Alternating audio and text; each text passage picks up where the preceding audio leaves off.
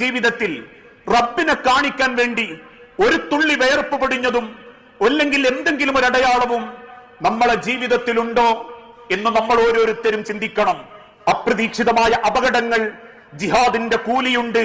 മുങ്ങിമരണങ്ങൾ, ജിഹാദിന്റെ കൂലിയുണ്ട്.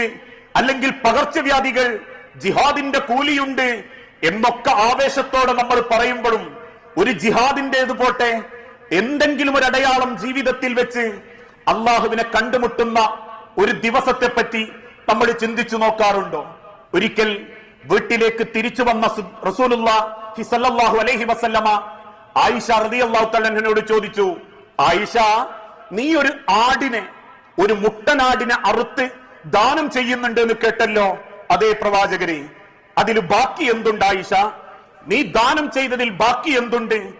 ആയിഷ റളിയല്ലാഹു തആല അൻഹ ആ ആടിന്റെ കൊളമ്പിന്റെ ഭാഗം, നമുക്കറിയാം ഉളുഹിയത്ത് കഴിഞ്ഞവരാ നമ്മൾ, ആ ഉളുഹിയത്തിന്റെ മൃഗത്തിന്റെ കൊളമ്പിന്റെ ഭാഗം, ആ ഭാഗം ചൂണ്ടിക്കാണിച്ചിട്ട് പറഞ്ഞു, റസൂലേ, ഈ കൊളമ്പല്ലാത്തതൊന്നും ഇവിടെ ഇല്ല നബിയെ, ഈ കൊളമ്പല്ലാത്തതൊന്നും നമുക്ക് ബാക്കിയില്ല റസൂലേ.